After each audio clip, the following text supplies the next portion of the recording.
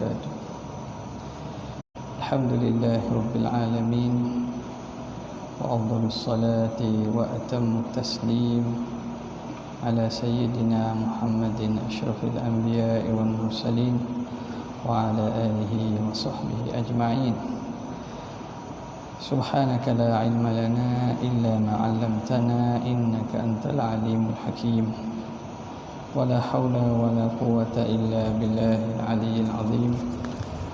رب اشرح لي صدري ويسر لي أمري واحلل عقدة من لساني يفقهوا قولي، سدد لساني واهد قلبي بحق سيدنا محمد صلى الله عليه وسلم. اللهم ألهمنا بالعلم وزينا بالحلم وأكرمنا بالتقوى وجملنا بالعافية. اللهم أخرجنا من ظلمات الوهم وأكرمنا بنور الفهم، وافتح علينا بمعرفة العلم وحسن أخلاقنا بالحلم، وجعلنا ممن يستمعون القول فيتبعون أحسنه، والحمد لله رب العالمين. Alhamdulillah, bersyukur kehadrat Allah yang memberi kepada kita peluang dan taufiknya untuk sama-sama kita teruskan lagi daripada kitab Syarah Syekh Al-Hudhudi ala Sanusiyah. Pada bulan barakah ini, moga-moga Allah Subhanahu wa taala menjadikan kita di kalangan orang-orang yang mendapat kelebihan pada bulan Ramadan, dan di kalangan orang yang berjaya menjadi orang yang muttaqun. Kita berhenti muka surat berapa? Berapa? 18 kat mana? Was-sam'u wal basar,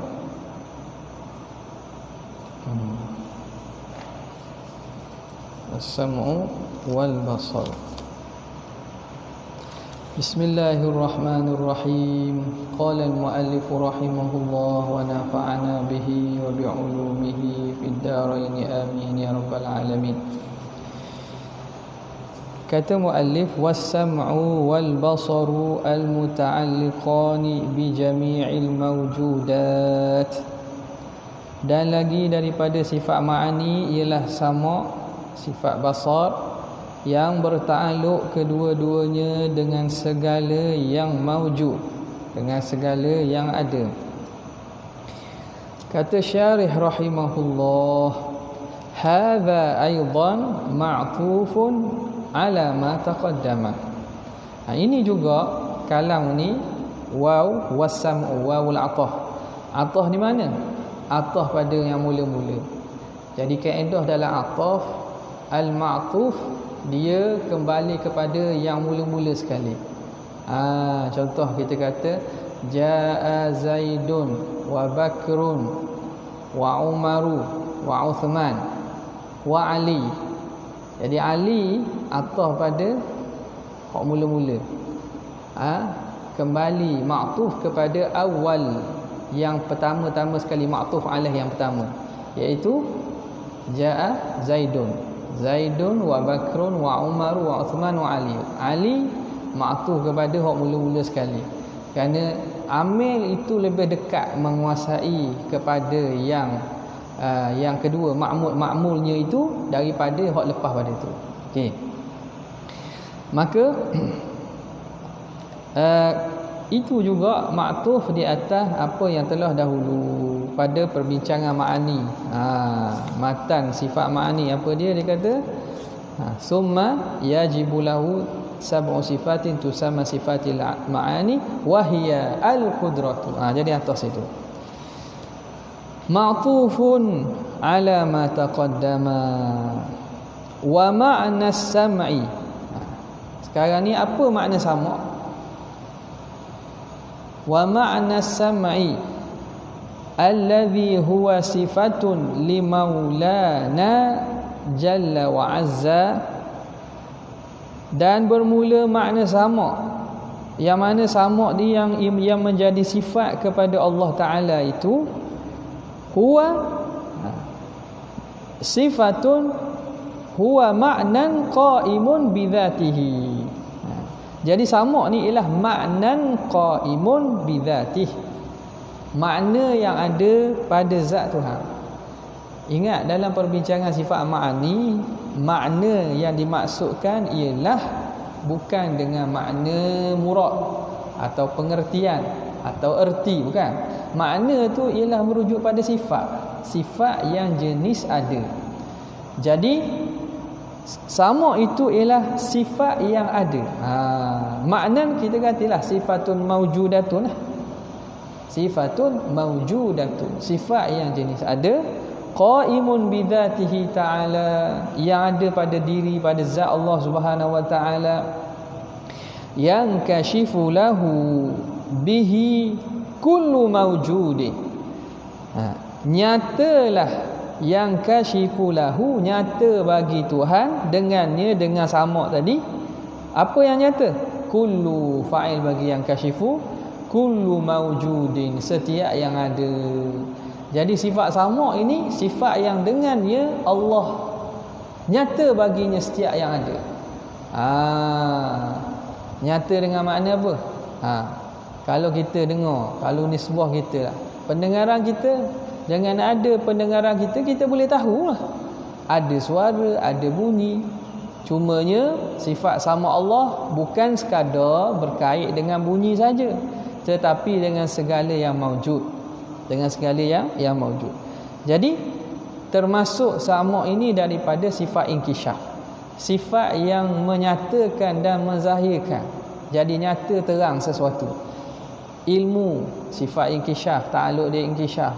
Sama, ta'alluq dia inkishaf. Basar, ta'alluq dia inkishaf. Jadi tiga ini sifat yang bentuk ta'alluqnya ta'alluq inkishaf. Yang kashifu lahu bihi kullu mawjudin, dengan samalah nyata bagi Allah Ta'ala setiap yang ada. Sawa'un kana qadiman, sama ada yang ada itu. Sawa'un kana al-mawjudu qadiman, yang ada itu qadim. Kadzatihi, seperti zat Tuhan. Jadi dengan sama Allah mendengar zatnya. Sebab apa? Sebab zat dia ada. Zat dia ada.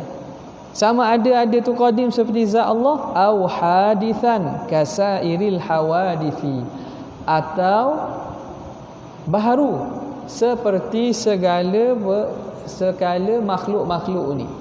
Segala makhluk-makhluk ni baharu. Ada. Allah dengar sekalian makhluknya. Okey. Jelas ni? Wa huwa madhhabu Syekh Abil Hasani Al-Asy'ari, dan dia inilah mazhab Syekh Abi Hasan Al-Asy'ari. Mana mazhab Syekh Abi Hasan Asy'ari? Iaitu sifat sama Tuhan ni bertakluk dengan segala maujud, bukan semestinya suara. Bukan semestinya suara. Jadi kita mungkinlah kita persoalkan macam mana Tuhan boleh dengar bukan suara. Mungkin dulu benda yang pelik nak dengar bukan suara. Tapi sekarang ni dengan kemajuan sains teknologi, ahli sains mengatakan setiap pepejar tu dia ada vibration dia, ada getaran dia. Tak, setiap daripada benda maujud ini dia ada getaran. Jadi bila getar, makna kita boleh faham benda tu ada bunyi. Ada bunyi. Alam ni dia ada vibration dia. Benda wujud ni ada. Jadi menunjukkan bahawa segala perkara yang ada ni dia sebenarnya ada bunyi, cuma kita tak dengar. Hatta daripada bentuk suara sekalipun, telinga kita hanya mampu mendengar dalam desibel yang tertentu. Desibel yang tertentu je. Kalau suara itu rendah daripada desibel kemampuan manusia, telinga manusia tak boleh dengar. Tapi suara itu tetap ada. Haiwan contohnya kelawar. Batman. Batman keluang meng. Orang Melayu keluang meng, orang putih Batman.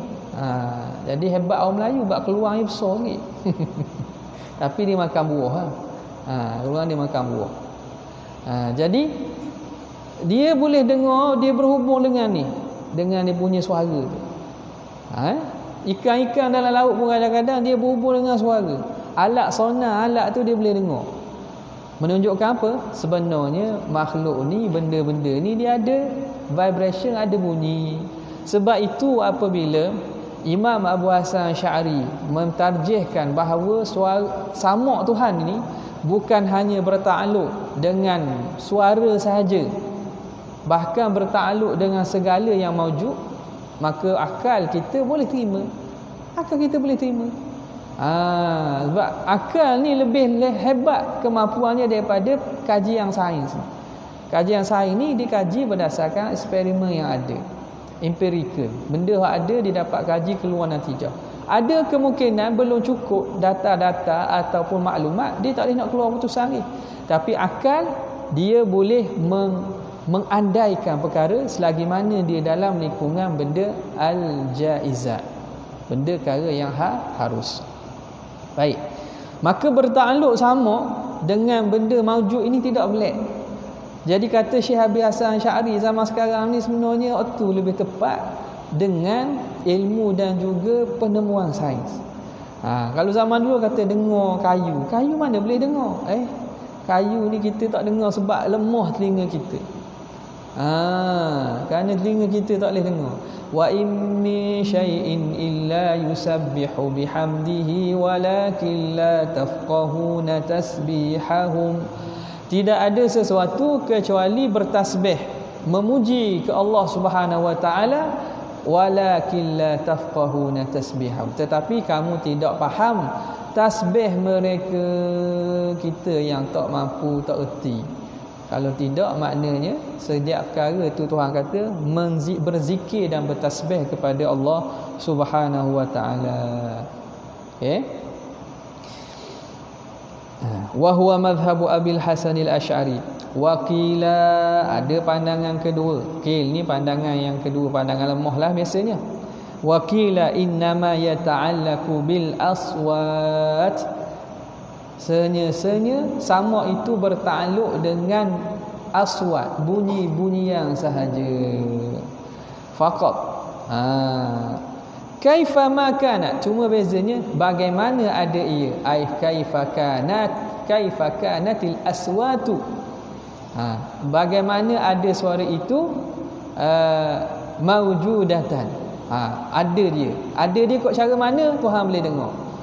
Bezanya makna pendengaran Tuhan ni dia tak takluk kepada suara saja, tapi suara ikut suara yang ada, kuat ke slow ke. Kita hanya boleh dengar yang bunyi-bunyi tertentu saja. Maka pandangan Syekh Abi Hasan Asy'ari itulah pandangan yang sebenar, bahawa sama Allah bertakluk dengan segala yang maujud. Habis. Soalan minggu lepas apa? Apa tanya? Allah Ta'ala dengar tak suara hati kita? Suara hati tu dia kalau benda yang ada, maka Allah boleh dengar. Kerana Allah, sifat sama Tuhan bertakluk dengan segala yang ada. Jadi dalam hati kita ada suara hati kita. Hari ni benda menu hari ni. Contoh, menu apa kan hari ni? Jadi benda itu Allah Ta'ala tahu. Allah Ta'ala tahu. Wa ma'nal basari fi haqqihi ta'ala, dan makna basar pada hak Allah, melihat pada hak Tuhan, dia kait dengan hak Allah Ta'ala ni kerana nak membezakan dengan sama' pada hak manusia. Sama' pada hak manusia apa dia? Kalau dalam sains kita, bunyi itu apa bunyi? Sifat boleh mendengar, sifat pendengar. Sifat pendengar tu ialah satu malakah, kemampuan yang Tuhan letak pada qail udhun, qasabatil udhun, dalam hujung telinga tu dia ada gegendang dia. Dengan bahasa lain makna kemampuan gegendang telinga berfungsi untuk menangkap suara-suara, getaran-getaran ada suara. Itu takrif sama' nisbah manusia. Sebab itu di sini dikaitkan sama' bagi Allah. Wal ma'nal basar fi haqqihi ta'ala, dan makna basar perlihat pada hak Allah Ta'ala pula. Jadi sebab apa? Sebab basar pada hak manusia ni ialah satu kemampuan yang Tuhan letak pada anak mata. Kemampuan melihat yang Tuhan letak pada anak mata. Awak belajar sains ada korneanya tak? Ada apa ni, kantanya. Itu basar nisbah kepada manusia. Basar nisbah kepada kamera. Perlihat dia guna. Lens dia. Dia lain pula. Tengok. Jadi bila berbeza-beza bentuk hatta di kalangan makhluk sekalipun, maka berbeza. Ni kemampuan melihat. Ni aset ni boleh zoom berapa? 100 kali zoom 50. Hak paling latest berapa? Berapa ratus? 200 ke 300. Macam-macam. Kemampuan melihat yang ada pada lens dan teknologi untuk menangkap cahaya pada kamera tu. Itu basar bagi alat peranti tu. Hak ni perbincangan kita ialah pada sifat basar Allah. Huwa ma'nan qa'imun bidatihil aliyati, iaitu makna yang ada pada zat Tuhan. Sebut dah makna dengan maksud sifatun mawjudatun qa'imatun bidzatihi ta'ala, yang ada pada diri zat Allah al-aliyati, yang maha tinggi, yang kasyifu lahu, nyata bagi Tuhan dengannya dengan basar, kullu mawjudin, setiap mawjud. Apa yang dapat kita perhatikan sini? Sama lah. Sama takrif ni lebih kurang sama. Hak beza sikit-sikit al-aliyati yang sini dia tulis apa tadi? Apa ni? Yang kasyifu bidzatihi. Tadi bidzatihi, ini bidzatihil aliyah. Itu sifat je, tak ada apa.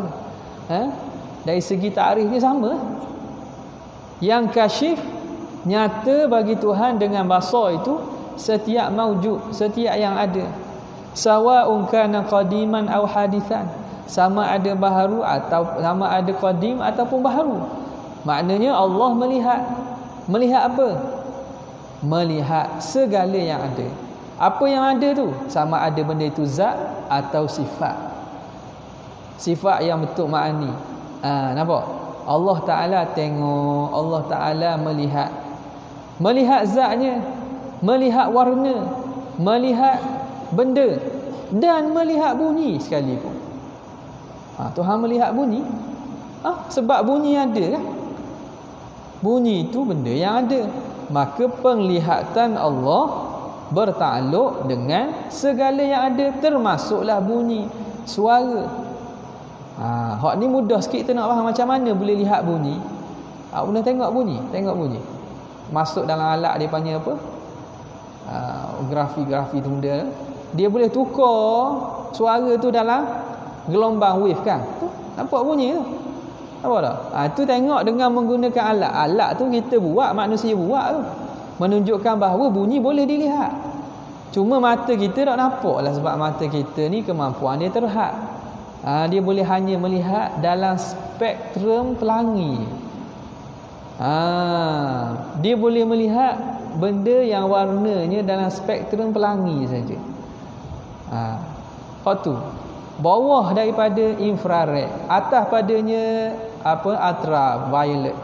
Tu dah nampak. Ni matahari panas terik Ada tak sinar ultraviolet? Nampak tak? Dah nampak? Ada tak? Ada. Infrared tak nampak. Tak. Tapi guna alat dia boleh. Dia boleh nampak tu. Menunjukkan bahawa segala yang nampak oleh mata ni, mata kita ni hanya terhad. Sebab itu tak peliklah kalau ada daripada makhluk-makhluk Allah ni hak kita tak nampak. Cahaya hak sepatutnya kita boleh nampak, kita tak nampak pun ada. Jadi benda makhluk lain tu sangat-sangatlah tak pelik, dan Allah Maha Kuasa menjadikan benda yang tak nampak oleh mata kita. Jin, malaikat, apa lagi? Makhluk-makhluk lain yang kita tak nampak. Benda itu ada. Okey. Sama ada yang qadim, Allah melihat zat dia, ataupun baharu, Allah melihat zat makhluk. Wa hadza bila khilafin, dan ini dengan tiada khilaf. Wa hadza bila khilafin, tanpa berlaku khilaf.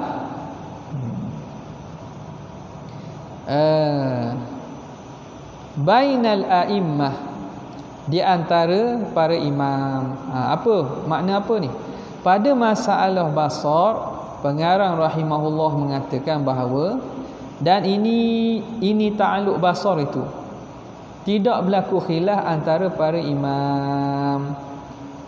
Makna apa?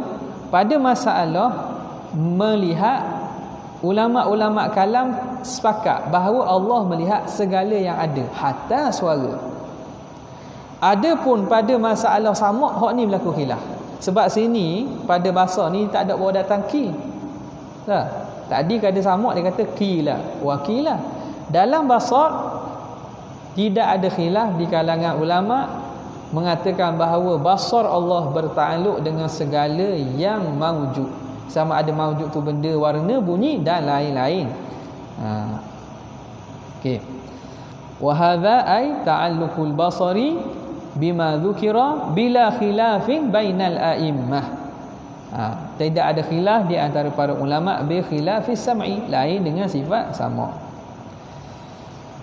Kemudian kata pengarang, selesai tadi. Apa makna sama? Apa makna basar?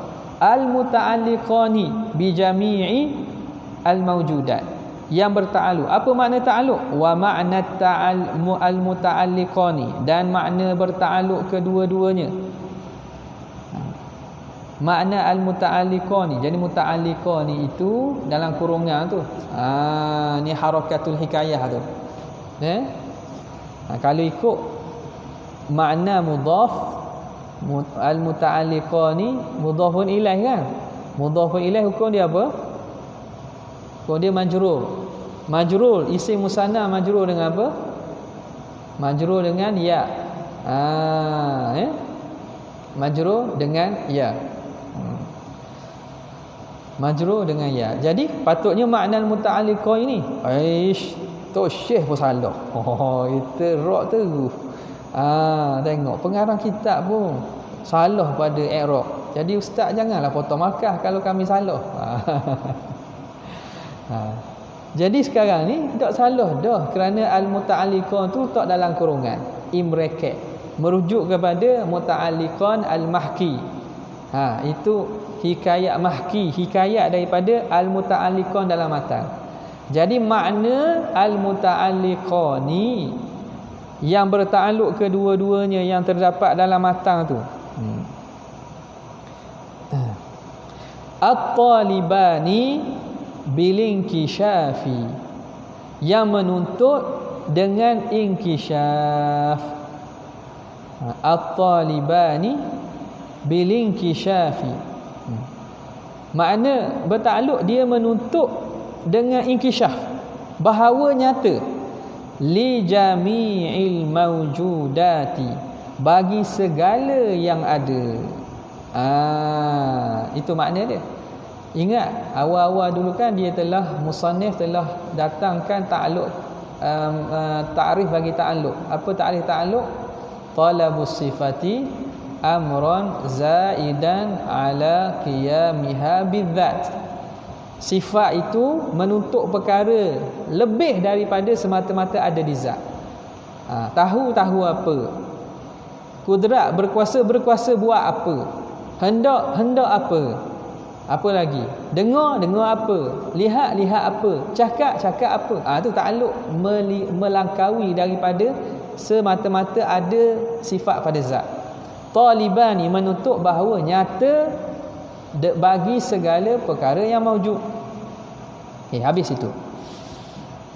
Kemudian musannif rahimahullah menerangkan tentang hakikat sifat Allah Ta'ala ni.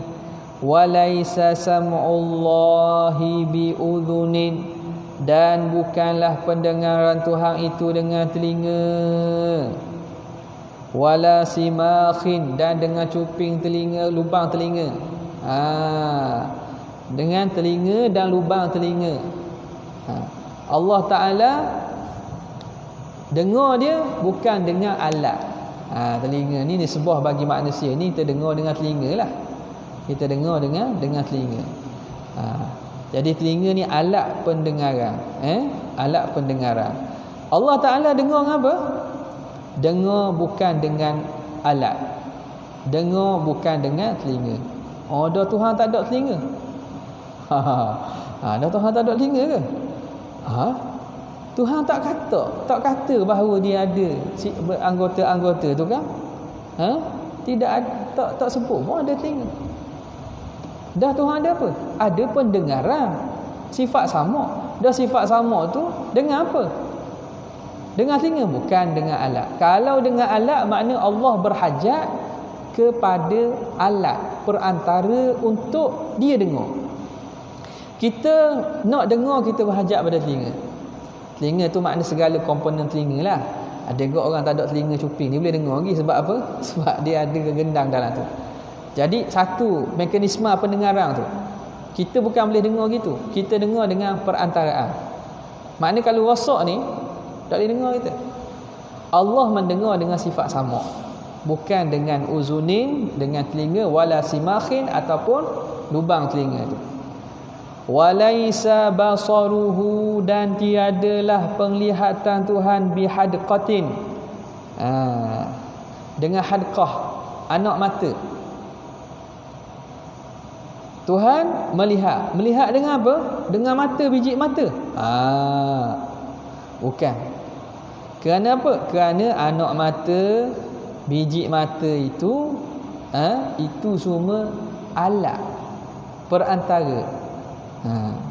Allah Ta'ala bukan dengan mendengar bihadaqatin, dengan anak mata, wala ajfanin, ataupun kelopak mata. Dah Tuhan melihat dengan apa? Tuhan melihat dengan sifat basarnya. Dah Tuhan tak ada mata. Tengok, apabila kita mempersoalkan sebegitu, kita telah membayangkan Tuhan tu macam makhluk dah. Ada matanya, ada telinganya. Mata pula nak se ke nak dua? Nak se ke nak dua? Dia kata dua lah. Sebab apa kita kata dua? Sebab kita nisbah diri kita, tengok dua tu sempurna nisbah manusia. Dua tu sempurna nisbah manusia. Kalau makhluk lain yang ada lebih pada satu mata, benda makhluk lebih pada satu mata, lebih pada satu mata mana? Labah-labah. Dah makna dia bayang Tuhan gitu lah. Sebab itu bila kita dah bayangkan Tuhan dalam pemikiran makhluk, maka akan keluarlah pandangan pelik-pelik. Tuhan ada dua mata. Kalau cacat. Kerana Nabi kata Dajjal itu a'war, mata satu. Wallah laisa bi'a'wara. Tuhan tidak buta. Tuhan tidak mata satu. Dah tidak mata satu, makna mata dua. Ni faham dia. Kepahaman mereka yang tidak memahami akidah dengan cara betul, menjisimkan Allah, hatta menjisimkan sifat kepada jisim-jisim dan adawat, jawarih, anggota-anggota. Itu salah. Okey. Jadi sekarang ni bila kita kata Allah melihat dengan sifat basarnya, bukan melihat dengan anggota mata. Dah tu dalam Quran Allah Ta'ala sebut tajri bi a'yunina. Air-air sungai-sungai tu, laut-laut atau kapal-kapal itu tajri bi a'yunina. Air-air itu berjalan bi a'yunina, di bawah pemerhatian kami. Bawah pemerhatian kami. Apa lagi hak berkaitan dengan mata ni? Apa nama ni?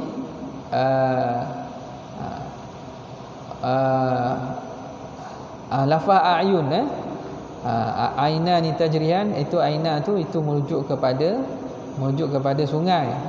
Adapun dalam Quran lafaz datang dengan lafaz, dalam hadis juga lafaz datang dengan lafaz mufrad dan lafaz musanna dan lafaz jamak. Macam bi'ayunina tadi, a'yun tu jamak. Jadi jamak ni dalam kaedah dia ialah 3 dan ke atas.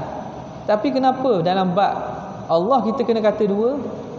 Ini hujah golongan sudu salafi, Wahabiyah ni. Mereka nak kata juga mata tu 2, nak mengisbatkan juga anggota yang namanya mata, padahal anggota tu sendiri mustahil bagi Allah. Maka Allah melihat dengan sifat basar, bukan dengan anggota. Sebab itu pengarang sebut betul-betul laisa basaruhu bihadaqatin wala ajfan, bukanlah penglihatan Tuhan tu dengan anak mata dan juga dengan ada kelopak mata. Laisa kamithlihi syai' wa huwas samiul basir. Laisa kamithlihi syai'un, tidak menyamai akan Allah oleh sesuatu. Tak ada sesuatu menyamai Tuhan. Wa huwas samiul basir, dan dialah maha mendengar lagi maha melihat. Di sini pengarang menutup dengan mendatangkan ayat Al-Quran ni supaya kita dalam pengisbatan pastikan kita mentanzihkan Allah. Kerana tanzih yang datang dalam ayat Quran, tanzih dalam bentuk umum dan juga bentuk secara mutlak. Allah Ta'ala sebut laisa kamithlihi syai', tidak menyamai Tuhan sesuatu, umum. Mana apa-apa pun tidak menyamai Allah Ta'ala. Tetapi pada masalah isbat, menentukan sifat, Allah sebut secara tafsil, secara terperinci.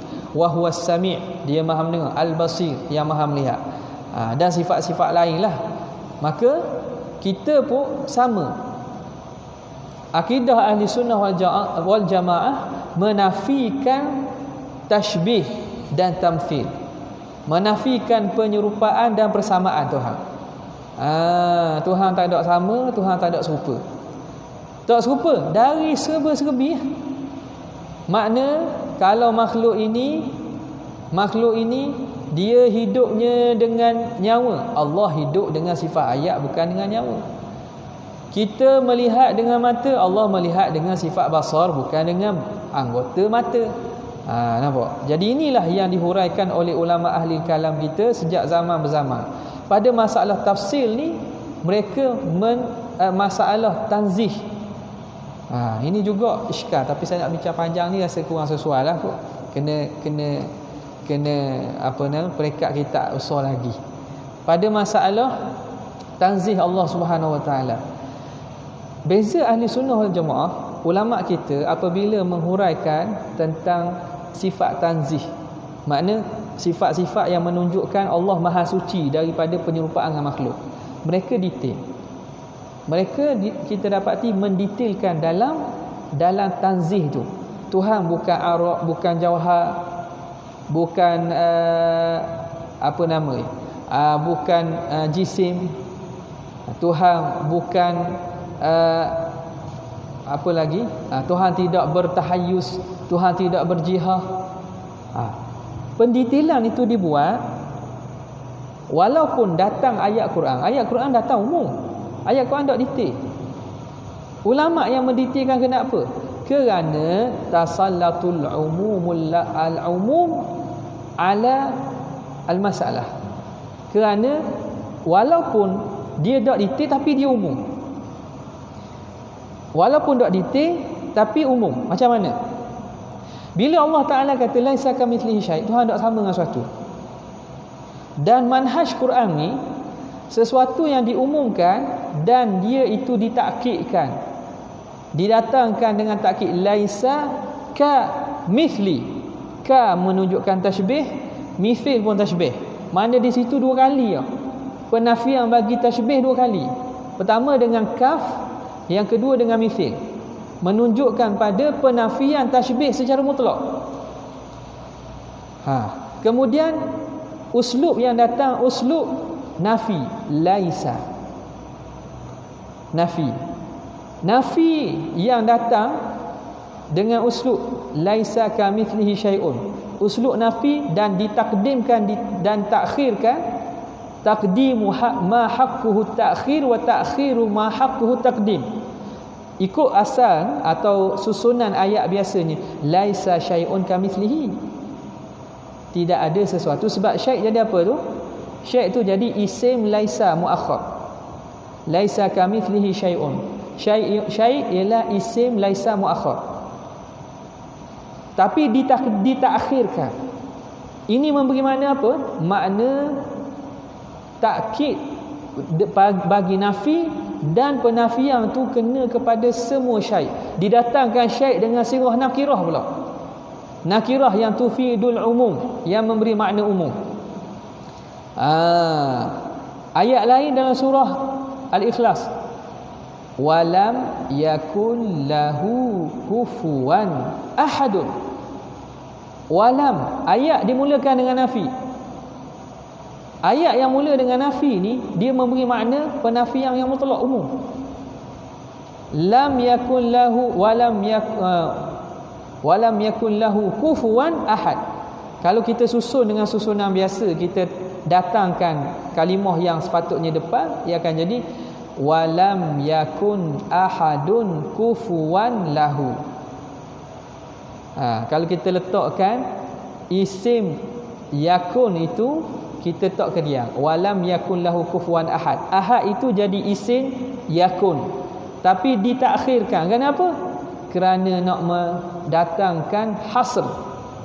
Makna Allah nak menitik beratkan tentang penafian tu, dan didatangkan ahad dengan lafaz nakirah untuk menunjukkan umum sesuatu.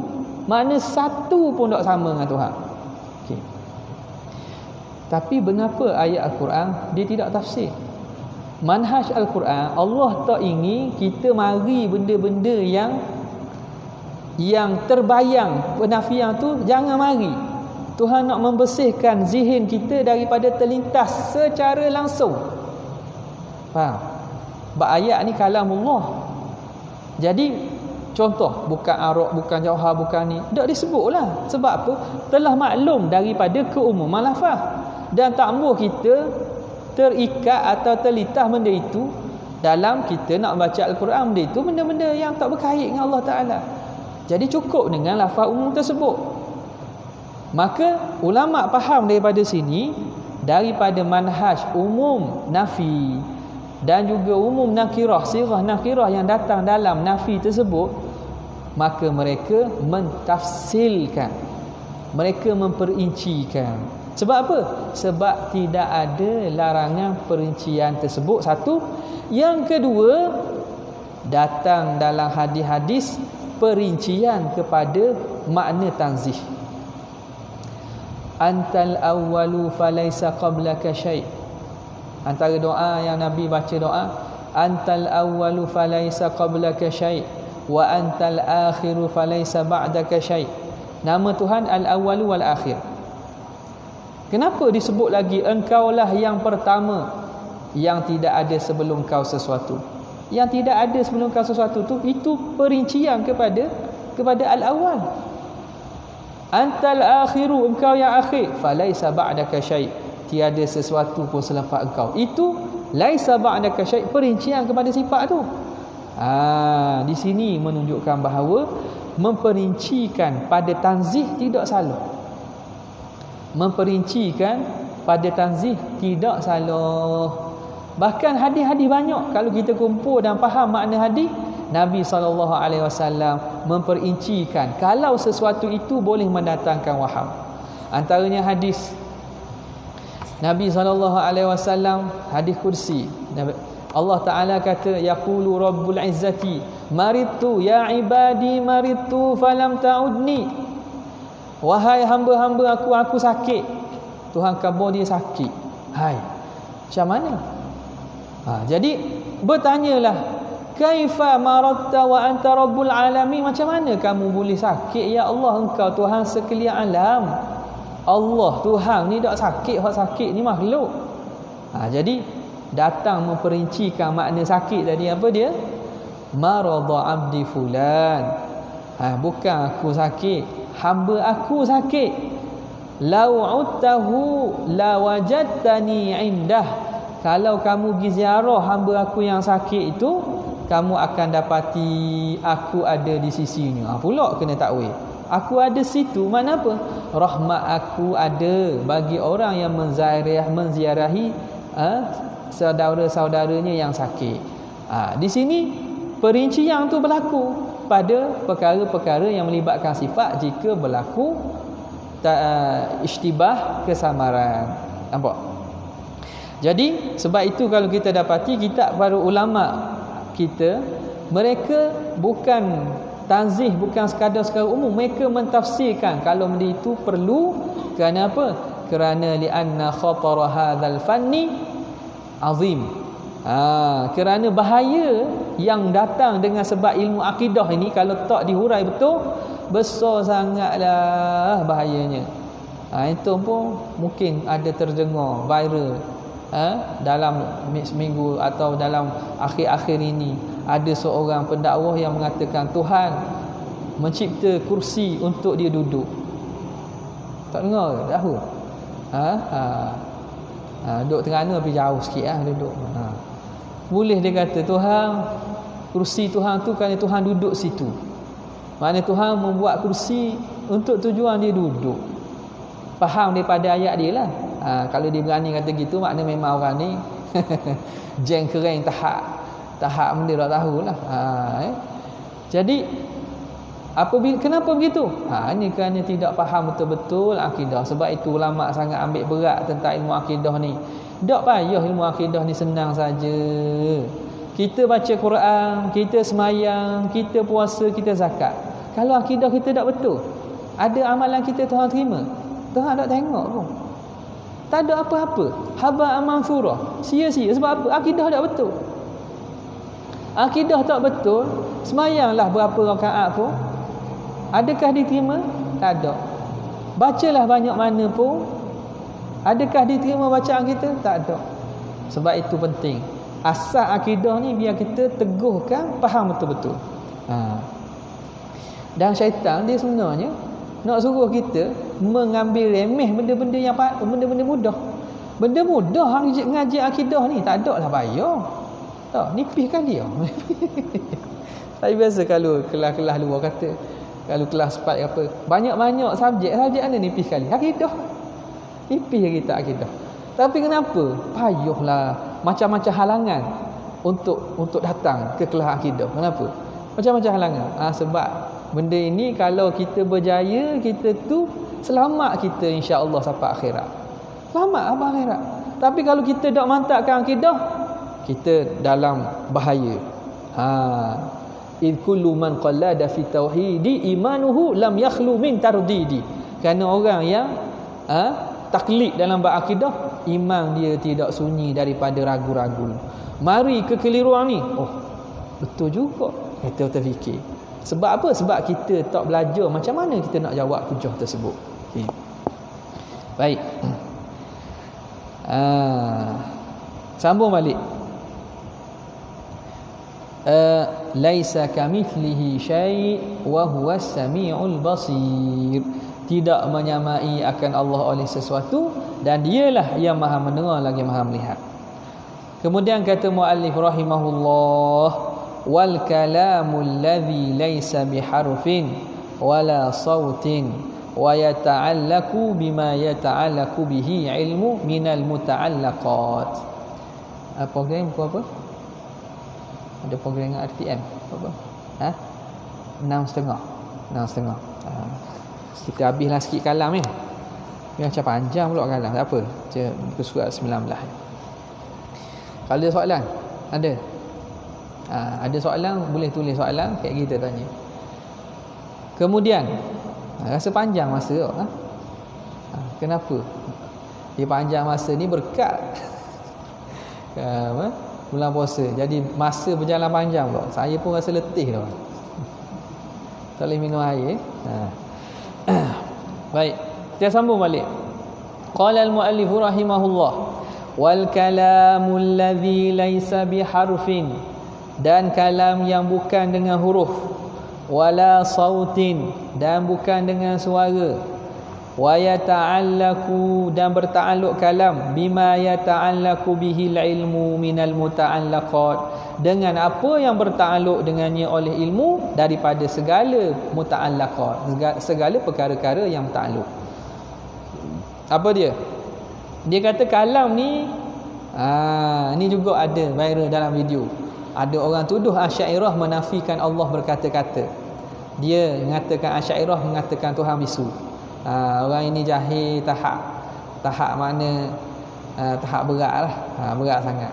Bulan puasa nak sebut dak molek juga. Bulan lain pun dak molek sebut. Tapi nak faham sendirilah. Fill in the blank lah. Saya isi kat 40, isi dalam hati. Awak dak sebut mulut apa? dosa. Wal kalam laisa biharfin. Kalam yang dimaksudkan di sini ialah kalam nafsi. Okey, perbincangan kalam nafsi, kalam lafzi ni kenapa kita kata kalam Allah tidak berhuruf, tidak bersuara? Tu Quran tu kita baca kan. Ni kita kena faham elok-elok. Kena bertenang. Kata kepada Pak Arab yang seorang tu, sabar, mari mengaji. Asy'ariyah tak ada kata pun Tuhan ni bisu. Siapa kata Tuhan bisu, kafir. Wal iyazubillah. Mana boleh isbat Tuhan bisu? Kata Tuhan tak cakap. Siapa yang kata Tuhan tak bercakap? Asy'ariyah tak kata pun. Allah berkalam. Dah, Asy'ariyah mengatakan sifat kalam Tuhan tu kalam nafsi. Kalam nafsi tu perbincangan sini. Kalam nafsi perbincangan berkaitan dengan wahyu Tuhan, Al-Quran dan lain-lain. Jadi perbincangan dalam sifat 20 membincangkan kalam di sini yang tidak berhuruf, tidak bersuara ialah kalam nafsi. Kita tidak nafikan bahawa Allah ada kalam lafzi. Tapi itu perbincangan kalam lafzi. Al-Quran itu kalam lafzi. Dia kalamullah tak? Kalamullah lah. Tak ada orang menafikan Quran itu bukan kalamullah. Siapa nafikan Quran bukan kalamullah? Keluar daripada Islam. Sebab itu cakap tu biar cakap siang, tengok-tengok. Ada kan? Cakap malam bisik-bisik. Nak cakap tu biar kita tengok. Kita faham tak faham tu kalam seseorang tu. Okey. Jadi kalam yang bukan dengan huruf dan bukan dengan suara. Apa dia kalam yang dimaksudkan ni? Kalam nafsi. Apa kalam nafsi? Sifat perkata lah, atau sifat kalam yang ada pada diri Tuhan. Hak tu tidak huruf, tidak suara. Itu sifat kalam itu yang tidak berhuruf, tidak bersuara. Al-Quran, Al-Quran ada bunyi, ada suara, ada huruf. Itu kalam lafzi. Kalam lafzi. Kena bezakan tu. Dua-dua itu kalam Allah belaka. Nisbah kepada Tuhan belaka. Mereka sebenarnya kadang-kadang Allahumma salli ala Muhammad, pihak Asy'ariyah ni kadang-kadang dia kena, bukan sekadar kita defend lah, kita defend, kadang kena serang juga. Kita tanya dia benda yang menyebabkan mereka tersepit. Dalam masalah kalam ni, kalau kita tak guna huraian mengikut ahli kalam, mengikut Asy'ariyah Maturidi, akan tersepit lagi. Pertamanya sama ada dia akan membawa kepada kalam Quran yang ada ni, Al-Quran yang ada ni akan jadi qadim, dengan maksud bacaan pun qadim, khetah pun qadim, mushaf pun qadim, akan bawa ke situ. Ataupun akan bawa kepada sifat yang ada pada diri tu Tuhan tu jadi baharu. Dua tu je. Sebab itu pembahagian yang ulama ahli sunnah buat pada sifat kalam ni, ada kalam nafsi, kalam lafzi ni, untuk menyelesaikan, meletakkan kalam mana yang mana qadim, yang tak ada huruf, tak ada suara, kalam mana yang mana dia berhuruf, bersuara, ada awal, ada akhir. Okey, faham situ dulu. Kata pengarang, dan kalam yang bukan dengan huruf, bukan suara, wa yata'allaku, dan berta'alluq kalam itu bima yata'allaku bihi ilmu, dengan apa yang berta'alluq oleh ilmu, minal muta'allaqat, daripada perkara-perkara yang ta'alluq. Okey, apa ilmu ta'alluq dengan apa? Ilmu berta'alluq dengan segala hukum akal yang tiga, wajibat, mustahilat, wal jaizat kan. Kalam pun berta'alluq dengan tiga-tiga ni kok. Wajibat, wal mustahilat, wal jaizat. Itu maksud dia berta'alluq dengan perkara yang berta'alluq oleh ilmu. Ilmu ta'alluq dengan apa? Dengan segala perkara. Hukum akal yang tiga tu segala perkara lah. Maka kalam pun berta'alluq dengan segala perkara. Wa hadza aidan, dan ini juga ma'tufun ala ma taqaddama, diataf atas yang terdahulu, ataf pada perbincangan sifat ma'ani. Wa huwa akhiru sifatil ma'ani, dan inilah akhir sifat ma'ani al-muttafaqi, yang disepakati alaiha, al-muttafaqi alaiha, ini akhir sifat ma'ani yang disepakati baina ahli sunnah, di antara ahli sunnah. Maknanya ada lagi sifat ma'ani. Khilaf ada. idrak, takwin. Dah. Jadi ini disepakati di sisi ahli sunnah. Sifat sampai 7 sifat ini sepakat. Wa ma'nal kalam, dan makna kalam al-mansubi lillah, kalam yang dinisbahkan bagi Allah Ta'ala, huwa ma'nan qaimun bidzatihi, iaitu satu sifat yang mawjud, yang ada pada zat Allah. Yata'allaku bikulli ma yata'allaku bihi ilmu, bertakluk dengan segala perkara yang bertakluk oleh ilmu. Ilmu bertakluk dengan wajib, kalam pun bertakluk dengan wajib. Ilmu bertakluk dengan mustahil, kalam pun bertakluk dengan mustahil. Ilmu bertakluk dengan harus, kalam pun bertakluk dengan harus. Wa huwa kullu wajibin, apa yang kulli ma yata'allaku bihi ilm tu? Kullu, wa huwa kullu wajibin, setiap yang wajib, wa kullu jaizin, setiap yang jaiz, wa kullu mustahilin, dan setiap yang mustahil. Lagi kalam Tuhan ni ma'nan qaimun bidzatihi munazzahun. Ma'nan qaimun munazzahun. Tu sifat lagi tu. Munazzahun 'anil harfi was sauti, yang suci daripada huruf dan suara. Jadi kalam nafsi Tuhan ni tidak berhuruf, tidak bersuara. Jadi sebenarnya senang je nak faham kalam falsafah ataupun pembahagian kalam nafsi ni. Ulama buat contoh pada diri kita ni. Kita dengan seorang orang bisu, OKU percakapan. Masa kita dan OKU yang bisu tadi, masa kita kedua-dua kita ni berdiam, beza tak?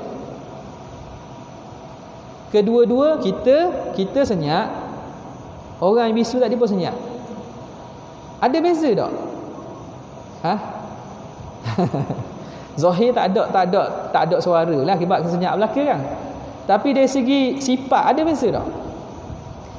Kita seorang manusia yang Allah Ta'ala beri panca indera lekat, dengan seorang orang OKU kurang keupayaan atau kelainan upaya, tidak ada kemampuan bercakap. Kita dengan dia sifat sama tak? Masa kita diam sama tak? Tak sama. Sifat kita, sifat tu benda ada pada diri kita lah. Cuma kita tak cakap. Tapi kita boleh bercakap tak? Boleh. Orang bisu tak bercakap, dia boleh cakap tak? Tak boleh cakap. Sebab apa tak boleh cakap? Sebab apa? Sebab dia tak ada sifat kalam. Dia tak ada sifat kalam. Kita boleh cakap walaupun masa kita diam. Masa kita diam bisu. Lain kalau ayat puisi, ayat cerpen membisu 1000 bahasa, itu maknanya tak bercakap, bukan dia bisu. Bila kita diam, adakah kita bisu? Bisu tak? Tak. Tak. Sebab apa? Sebab bisu tu sifat yang ada pada diri kita tak. Bisu tu bunyi tak? Bisu pula. Bisu. Salah. Terbalik. Sifat kalam tu, sifat bercakap tu sifat yang ada pada diri kita dah. Jadi masa kita tak bercakap pun kita ada sifat kalam tu. Cuma kita tidak zahirkan. Kita tidak zahirkan sifat kalam itu. Kita tidak bunyikan suara kita. Tu je. Adapun sifat kalam tetap ada pada diri kita walaupun ketika kita diam. Faham Lain dengan orang yang tidak ada kemampuan bercakap. Dia suruh cakap boleh cakap. Sebab dia tidak ada sifat kalam pada diri dia. Sifat kalam tu kalam nafsi tu. Kalam nafsi ni sebuah kita lah. Kalam nafsi ni sebuah makhluk. Kalam nafsi tu dah bunyi suara tak? Tak ada. Sebab itu sifat yang ada pada diri zat kita. Tapi bezanya kalam nafsi kita baharu. Faham tak? Okey. Jadi mudah saja kalau kita nak faham konsep kalam nafsi daripada Allah ni, tidak berhuruf, tidak suara, tidak pelik. Tidak pelik. Kata Al-Akhtar apa dia? Akhtar ni kata dia bukan dia Nasrani tak? Bukan orang Islam. Innal kalama la fil fuadi wa innama ju'ila lisanu 'alal fuadi dalila. Sesungguhnya kalam sebenar itu ialah dalam hati, dan hanya dijadikan lidah itu sebagai penunjuk kepada apa yang dalam hati. Dia kata ni, ini syair bukan Islam ni. Ini syair apa ni orang Kristian Nasara ni. Kita jawab dah, syair jahiliah awak jadi syahid tu syair orang Islam ke orang jahiliah, kafir? Nampak tak? Syair jahiliah. Jadi syair pun kadang-kadang mereka terpaksa melanggar kaedah yang maklum dalam ilmu bahasa. Orang tak tengok agama. Lepas tu dalam orang ada orang bahasa Arab ni. FBK ada? Fakulti bahasa tak ada ni? Tak ada. Tak ada seorang bahasa. Kemalu. Malu apa? Dalam bahasa awak belajar syair-syair Arab jahiliah tu kan. Setengahnya yang sempat dengan Nabi tidak Islam, tapi di istishhad, digunakan dalil. Sebab apa? Sebabnya perbincangan bahasa ni tidak berkait dengan agama. Tak berkait. Nampak tak? Jadi sebab itu dalam akhtar ini, bait akhtar ni mengatakan kalam itu ada dalam. Itu kalam nafsi itu. Lidah ini dia mengungkapkan apa yang terbuku dalam hati. Nampak? Okey. Munazzahun 'anil harfi was sauti wat taqdim wat ta'khir. Kena berhenti situlah. Kita berhenti dekat munazzahun 'anil harfi was sauti wat taqdim wat ta'khir. Okey, ada soalan?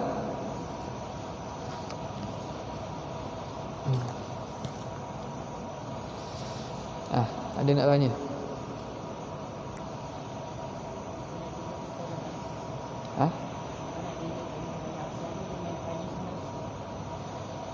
Hadisun nafsi dengan kalam nafsani. Pembahagian kalam pada pak tu.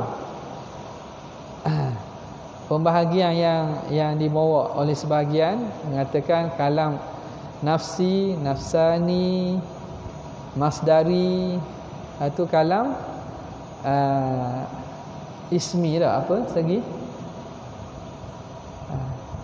Betul tak? Empat itulah. Jadi pembahagian tu sebahagian ulama lah mutaakhirin membahagikan kalau di tanah Melayu kita ni yang membawa aliran itulah pada lah.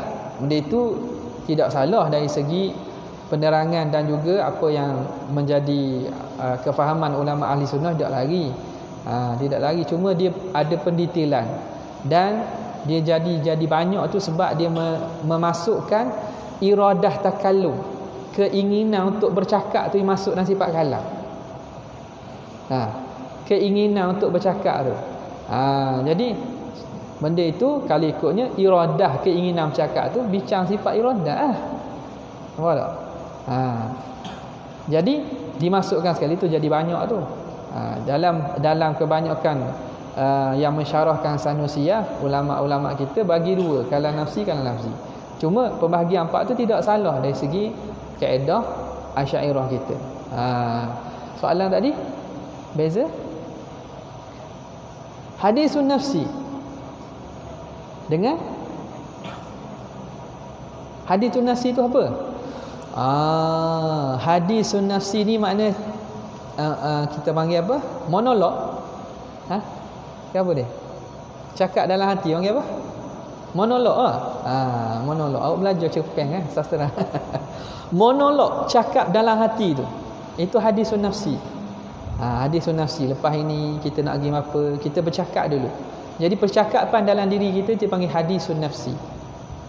Hadisun nafsi ni kita tak boleh nak kata Tuhan ada sebab dia hadis an-nafsi, diri. Itu cakapan ni sebuah makhluk kita ada nafsi.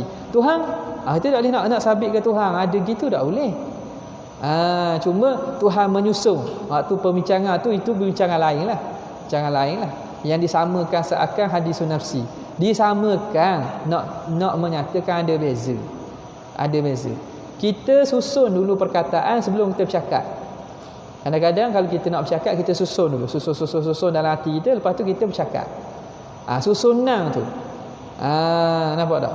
Jadi hadisun nafsi itu ialah monolog atau perbualan dalam kita. Dengan apa? Dengan kalam Allah. Kalam Allah tak boleh kata hadisun nafsi. Tu kena faham molek. Kalam ni sifat kalam lah. Bukan Tuhan cakap dalam diri dia. Faham? Macam tadi saya kabur dah tadi.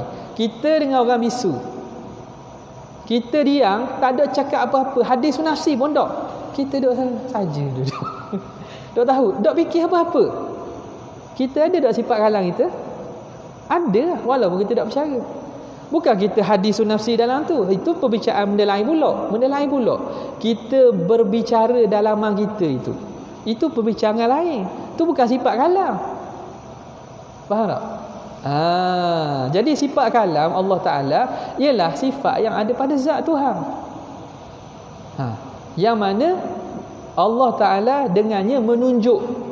Takluk dia takluk dalalah. Menunjuk kepada apa yang Tuhan nak. Jadi perbincangan hadisun nafsi itu bukan sifat kalam Tuhan. Sifat kalam Tuhan lah. Faham tak? Sebagaimana kita, sifat kalam kita dengan hadisun nafsi kita sama ke? Sama tak? Tak sama.